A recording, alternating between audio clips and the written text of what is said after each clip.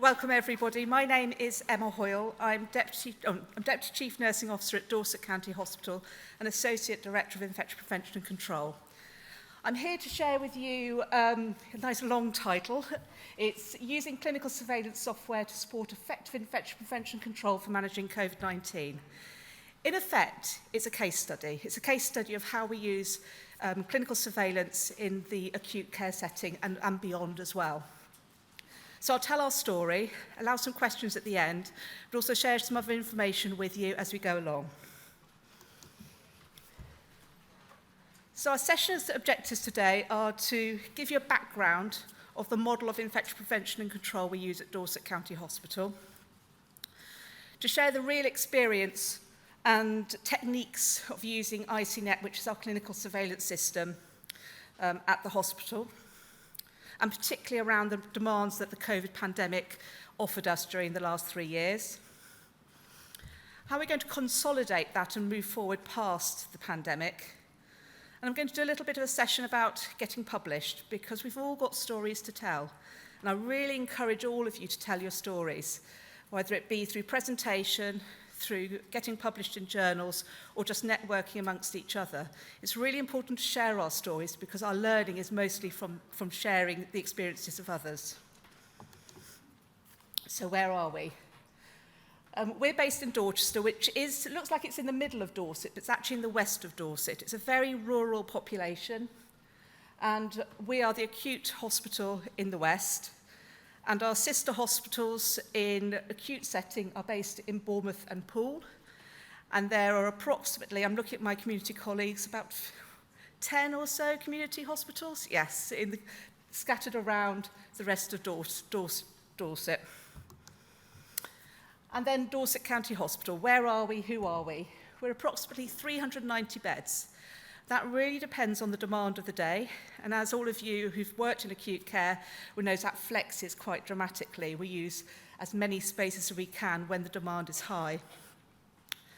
As I mentioned, our catchment is West Dorset, and we are actually a trauma centre for West Dorset, and that was in place since the Olympics in 2012, where Weymouth was used as the yachting centre. And we're also the renal centre for Dorset and South Somerset as well. So the main renal unit is based in Dorset County Hospital. We have sub-dialysis centres across Dorset, which supports our patients requiring renal dialysis. We've been digitally live with ICNet since 2013, and I'll share with you why we got ICNet. And we've been Dorset-wide since autumn 22. So we've actually expanded across the whole of Dorset. And I see my relief in my colleagues in our community teams, because a lot of work's gone into getting it county-wide. In 2012, we had an outbreak of MRSA PVL. We had it on 2 wards, and on the offset of that outbreak, a patient came in from another hospital, wasn't screened effectively, and as of those of you in infection prevention control know that those events can unfurl quite quickly. The contact tracing for those patients took an enormous amount of infection control time and resource, and I could probably fling the spreadsheet down to the end of this room with the amount of patients and amount of work we had to do. And that is exactly what my previous line manager did. She went to Trust Board with that spreadsheet and spread it down the table to the Trust Board. And that is how we got ICNet. We had the engagement of Trust Board from the beginning. And those of you who are struggling to get IT systems to support you, get your Trust Board on side. Talk to your non-exec directors. Talk to the people who will want quality of care and patient safety to be there. And that's how we got it. And it's not, no service is cheap and no service is easy to get, but by actually demonstrating patient safety and quality was being affected, but also the resource required to support that, we could demonstrate that we could then release nursing time to actually care and look after the patients and do the other work required around infection prevention and control. So at Dorset County, we use clinical surveillance for many things. It's an integrated programme which forms part of our daily trust ward rounds. Our infection prevention and control team go to every ward every day to see staff, patients, monitor, audit, say hello, check the temperature of how people are feeling, temperature of morale, be a moral compass as well to support staff who need. So we have that opportunity with ICNet to go around the wards with a mobile device and be a very visible member of the team. It has changed the way IPC is viewed in the Trust. We are welcomed onto wards where, you know, I've been qualified for 30 years, and I remember when infection control used to come on the ward and it'd be, why are you coming on the ward? What are you doing? You know, what have we done wrong? It's not, we've switched that, what have we done wrong, as actually, nice to see you, what are we going to do now? So it's really helpful. By having the clinical surveillance system as a mobile device means that we can go anywhere to use it. So the team uses iPads, it's accessible on laptops, it's accessible through our VPN from home or other areas. So it's a secure system that can be used mobile. And it means that we are in the clinical setting with other clinical staff, giving them information live. So those of you who do know ICNet and do know the functionality of it, is we can see the alert organisms coming through directly from the lab live onto the page. So as soon as they've been authorised, they're straight into the system for us to work on and support the staff. The other thing we can see is patients who have known infections or patients of interest we've previously tagged. We can see when they come into the hospital. So we can see them live coming into the hospital, and we can allocate them with the ward staff to the right location. So it has released infection control to focus on clinical issues. I'll go into how COVID has changed that, but actually by having the face of infection control out on the wards and rather than behind a phone, we were able to enhance our training and enhance our support for staff. Another part of work which we have changed dramatically using the clinical surveillance system is our surgical site surveillance. So before, what we had was a very paper laborious workload, going to the wards, making sure that we've got the right patients we're going to be sending the questionnaires to, giving them the questionnaires, and reliant on the theatre management system giving us the information. And now it is all automated via ICNet. So our clinical system administrator, well, senior administrator, Cheryl, she manages our clinical surveillance. And only when we have a readmission with an infection or an infection comes through our alert organisms, the nursing staff have to get involved with the consultants and the microbiologists. So it's reduced the burden of time through clinical surveillance. The system has reduced the burden for surgical site surveillance. So it's really changed the way we look at that. It's made sure we put the patients in the right bed at the right time.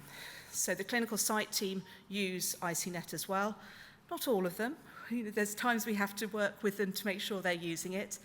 But by having that, there is a live feed they can access, particularly out of hours, and at weekends, and at times when things are pretty difficult, which we've had in the past 3 years. And they can see where we're recommending patients be located.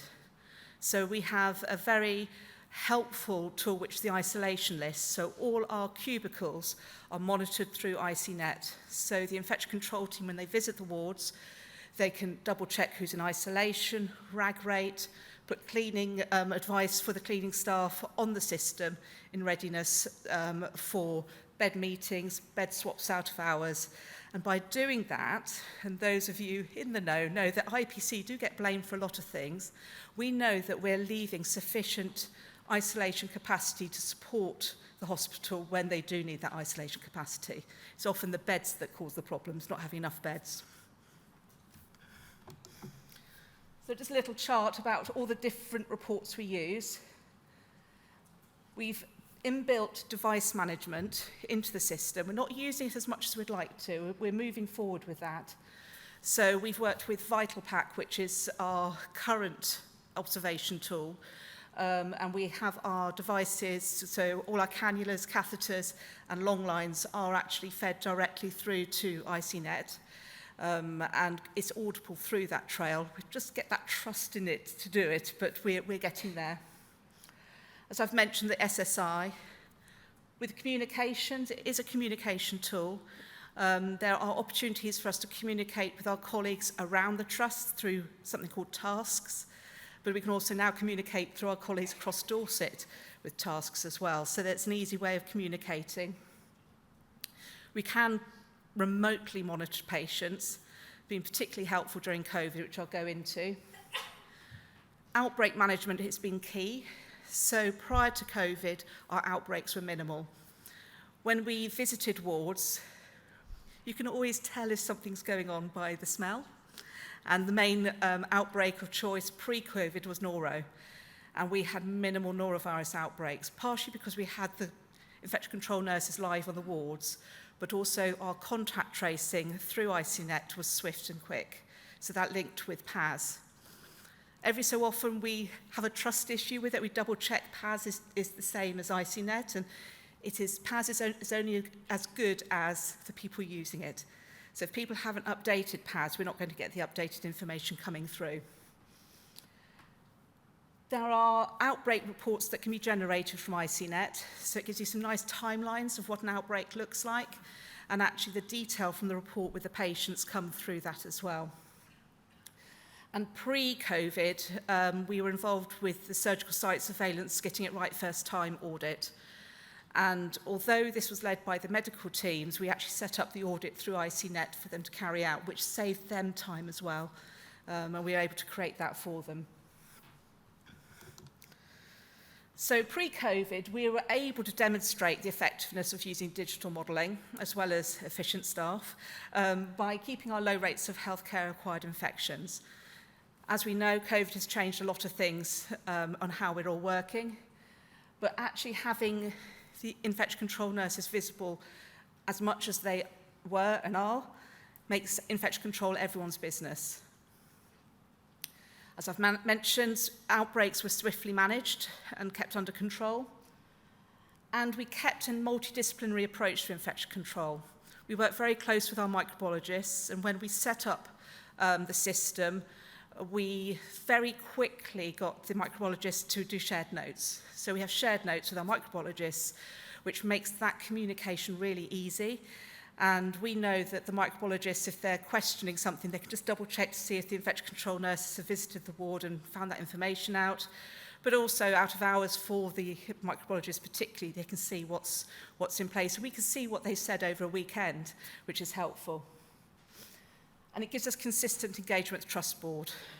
We have to be credible to keep our, the quality of care in place, and having infection control able to demonstrate this visually through the reports that are being produced, but also by being on the wards when Trust Board members are around, it gives us that credibility. We've expanded the use of ICNet trust-wide. So many people use it. We often have to go through and sift through and check if people have left. As I've mentioned, the microbiologists use it.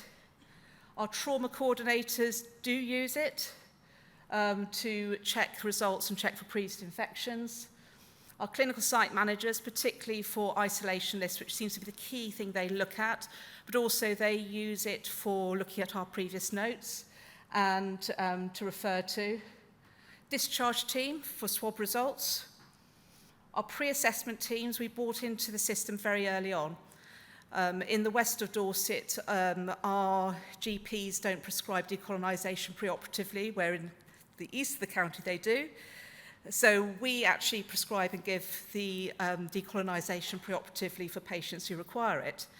So our pre-assessment teams do that all through ICNet, and all the work from the PGD, including the stock monitoring, etc., can be done through one of the sheets we've embedded into ICNet. So for auditable purposes, we can do that.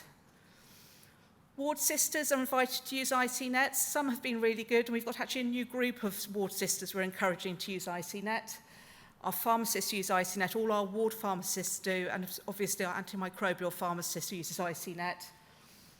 Housekeeping, we create the isolation list for our housekeeping teams, and working with them now, looking at some options of looking how we can audit that going through. Again, research, great for data collection. Our matrons, we're encouraging to do peer hand hygiene audits using the system, and we have some secret spies in the organisation who are secret auditors for us as well. So that's really helpful, because We do our monthly hand hygiene audits with our peer auditors on the wards, but actually you know who's doing a hand hygiene audit because they're ticking something off on a sheet of paper, but having some rogue peer auditors puts some common sense into that. Patient flow teams can access it, and they have done, and encouraging surgeons to, particularly in relation to the surgical site surveillance. So by them using it, it's been quite helpful for them to generate some evidence for their practice. But we've all been doing something a bit different for the last 3 years. It's all been a bit of a creative time for infection control. And I was going to say, very proud of how infection control rose to the challenge. We were quite a lonely breed during that time, and it's been no time like no other for infection control. The expectations put on infection control were mammoth and possibly sometimes underrated with what we were doing, the work we were doing in the time we had to do it. I generated this report last week just to demonstrate the numbers of patients with COVID in our trust who were found to be positive on admission or during admission. And it was quite interesting. I actually had to check with Emma and Chris which the data was right, because as you can see, what happened last March. And those of you who are in the care sector will know last March was a terrible time, particularly with staff members going off sick as well. And that was our main peak, was actually March last year. We did think January 21 was our peak, but actually March last year was. So during COVID, when we got over the initial, it's not going to be like Ebola sort of feelings, when we were just preparing our little negative pressure suite, thinking that's all we needed, we moved on. We had to move on and work with the times. We had a smaller infection control team, and some of those team were working office-based and shielding at home. So we had some staff who were able to work out on the wards, but as you know, the work was mammoth, getting the guidance in place and the guidance changing, sometimes hourly. I look at Sally, sometimes we were seeing it changing hourly, and that frequency meant that we had to be on the ball and available almost 24/7 just to get that information out. Our resilience was really tested, and I think there were some times which we were ringing each other up across the system like, how are you doing? Because it was hard. We had to adapt our tools to support it. We worked with our digital teams to make sure that the results coming through were accurate. So to actually adjust the SARS organism to meet the COVID SARS organism on the system took a little bit of time for the lab to actually adjust the codes to get that accurate. Our ward rounds continued throughout the pandemic, even from the beginning. We adjusted for about a month to turn it to a ward patient safety team. We asked for other members of staff to join us. So we had the health and safety lead, we had someone from HR join us, we had some other volunteers join the infection control team, partially because the fear from staff actually overwhelmed the work the infection control team could do. So we looked at a different way of supporting IPC in practice by actually making it everyone's business and having everybody there on the ward round. We had to make sure that we had effective data collection, particularly for regional data collection and the national data collection. So we cross-referenced and double-checked our data against the data coming through the labs and data coming through the systems which were external to us. We couldn't see all the pillars of testing, but the ones we could, we knew were accurate. We needed to manage the other organisms, though. Our other favourites weren't going away. And so by actually having a tool which we didn't have to change too much meant that we could have the business as usual happening. So we allocated staff members of the day to actually deal with the alert organisms coming through. It's almost we always had a COVID infection control nurse, but we actually kept those resilience patterns going through as well. So it actually provided a familiar tool in an unfamiliar world at the time. So it felt like a wave. It felt like a wave we were never getting off, and sometimes it feels like it now when we think that we're just getting there and something happens. We were able to remote work with the digital system. So I remember New Year's Day sitting in my pajamas at the computer sorting through what seemed like 100 results coming through overnight with our peak season coming through. But it meant we could do that. It meant that we weren't travelling tired around the county. We could actually do that remote working where need be. Our clinical site teams had access to it so they could see the live data coming through if they needed that assurance. By giving that steady credibility going through for the clinical site team, sometimes we would just refer them to it because if they didn't believe what we're saying, they could believe what ICNet was saying. Our on-call teams could have access to it, and whilst we were not always on call, it felt like we were. It meant that particularly our microbiologists having access to that information live was very helpful. For the business intelligence team, they were able to accurately cross-reference the data to check that it was the same data going through. But also, for us, we could actually know that this data was the right data. The IPC data was the most accurate data we were putting through. Contact tracing came into its own. So, as you know, if there is one COVID case in a Bayonne ward, there's likely to be 6. And if there's 6, there's likely to be 12, because the airborne transmission is wild. It just happens. But actually having the contact tracing, particularly at the beginning of the pandemic, made sure that we were able to look at people who'd gone home, but also people who maybe have brought it in with them, and we hadn't actually realised that before we were doing testing on admission, we were able to see that they were likely to have been the actual source of that particular outbreak.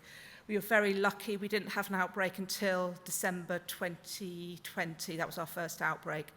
But we've been quite tested since then. The outbreak tools are very helpful, and I think having that and starting off early is one recommendation I'd have.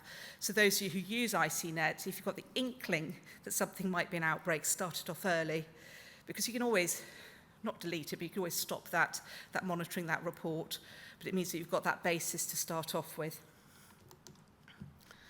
So building on the success, from the beginning of the pandemic, I say 2017, prior to the pandemic, we were talking in Dorset about actually looking at having a single system. In the community, there wasn't a system. In Poole, they had the old ICNet system. In Bournemouth, they didn't have a system, and we had ICNet. And from the recommendations and discussions, we decided to look at having a one Dorset ICNet system. So throughout the pandemic, we carried on that work. And partially, we had a one system LIMS process going on at the same time, which was very helpful. By having the one lab system going across Dorset, it gave us a little bit of support for us having one ICNet system going across Dorset. But it's now live. I'll just give you a bit of summary on what's happened with it. What we were seeing outbreaks between hospitals, the acute and community. We were seeing potentially infected or infected patients being transferred with poor transfer information both ways, so we weren't getting that information clearly. We couldn't track the patients across Dorset, so we weren't able to see that transition. Particularly, we've got the renal services patients over at Poole and Bournemouth Intensive Care coming across to us. We weren't able to see what's happening to them in that area. And we, as I said, with renal, but other specialties are starting to join up, particularly as we're working under the ICS umbrella. And there's a national ambition now to get digital in the foray of what we're doing. So funding was eventually approved. There was a lot of campaigning, and the leads were wheeled out to various quality meetings across the system, and the quality steering group to sell what we needed, and we actually were approved with the funding. We took a whole health economy approach to actually get it embedded, and Dorset Healthcare, I have to say thank you to Dorset Healthcare, who actually led on the main project on getting it Dorset-wide. A very keen, clear team of experts in digital and project management kept us all from going off in our own directions, because it's very easy to go off in our own directions. So working through, we were already embedded with ICNet, so we were the first trust to take on the new model of ICNet. Then the other acute trust took it on as well, working really well until the new LIM system kicked in. And so we had to do quite a bit of work to reprocess and re-audit and make sure that all the codes were correct and all the organisms were correct. That was July 21, I think it was, yes, July 21. And then after some stop-starts with that, we've eventually got to the October 22, I'm looking in the crowd, yes, we went live with Dorset Healthcare. So Dorset Healthcare is our community and mental health trust, and they are the hub for ICNet, so they are taking all the information in through them. It seems sensible because they're taking our patients and giving us their patients, so they're the hub. And it seems to be working. It seems to be doing really well across the county. But we shouldn't underestimate the complexities of infection control. We're all very different in the way we work, and actually it's made us talk more. We did say when we were selling ICNet to the system, we won't need to ring each other up, we won't need to talk, it'll save time, but actually we find we're talking more, but in a good way, sharing that practice. I'd recommend if you're going into a larger organisation with a system like ICNet, just have some super users. Have some people who know ICNet, who can create the reports you need, who can problem solve before we start escalating either up through ICNet or through the digital teams. So we're really lucky we have our senior admin, Cheryl, who is our guru, and we never want to lose her. But again, I'd recommend that people build their skills up in some of these digital systems for resilience and business continuity, and really engage with your digital teams. I was looking at my emails just before I came on and noticed that there's a system changing. And I was thinking, how's that going to affect? So it's one of our digital systems in the organisation. I'm thinking, how's that going to affect ICNet? So we have to be mindful of all the different systems that work with ICNet. One particular thing can change the whole way the system works. So we have to be very engaged with the digital teams. At the beginning, I mentioned telling a story, and those of you who've been to conferences such as this know that I do come out quite a bit and talk about our story. Very keen to share with you how we manage infection control and how we look after our staff and the patients, but particularly using digital systems. And being encouraged to actually share that story. And all of us have ambitions to think, oh, I'll write an article one day, I'll do this. And then this time I thought I'd better do it, so I've done it. But it's not easy, so I thought I'd give you a bit of a guide of how to get published and how you can go through that process, because all of you have stories to tell. And as I said at the beginning, I'd encourage you to tell those stories. So decide on your topic. It might not be a completely unique topic. It might be a piece of research. It might be a case study. It might be something, a QI project that you've changed in practice that's had a really good impact in care. Look at your target audience. Who do you want to tell your story to? There is likely to be a journal that will pick up that article, that there will be a niche audience in the whole world that will pick up that article. So just research online relevant journals, or go through Athens and see what journals are out there. Submit to one journal only. So when you've decided on your journal, look within their websites, and they often have guides on publication. So pick that guide up, go through it in detail, and work through what they're telling you. And it's rather like an assignment, but look to see what they're telling you to do. So I submitted first September 22 was the first submission I made. And I submitted for a peer review process, so I knew that it would come back with additional changes. The first time it came back, I thought, well, I've failed because I've had lots of changes. But if I looked at the changes, it was simple things like consistency of wording throughout, making sure I had accurate references and I wasn't making wild statements without reference, making sure that abbreviations were explained. So simple article writing techniques, and I discovered Editor on Word. So that is the best thing in the world. So if you've got the right word, use Editor, because that picks up consistencies in language. And also looking at, 1 minute I was using IPCN, next minute I was saying IPCT. Choose your words and stick to them. So I went through 3 review processes before it was accepted for publication. I felt like not doing it every so often, but I thought, do you know what, I've got this far, the article's there, let's keep going. They can decline by saying this is not appropriate for our journal. Again, keep it and look for the right journal, because it may be that you're looking at the wrong journal. And then you're accepted and hopefully published. So I was published in January this year, and it's available. If you Athens my name, you'll find it. But it's something about telling the story, and don't stop with one story, look for other stories to tell. Just to conclude, I just want to share that ICNet and the clinical surveillance system has provided resilience for us to work through the pandemic and not beyond, particularly within the ICS. We have confidence in the business continuity. We've tested it for nearly 10 years now, so we have that confidence. And it gives that blend of digital working with staff engagement. It's demonstrated from ward to now ICB, so Integrated Care Board, but also for our relationships with clinical staff. I cannot underestimate and tell you more about how we've changed the way IPC is visioned across the trust. And let's share good practice.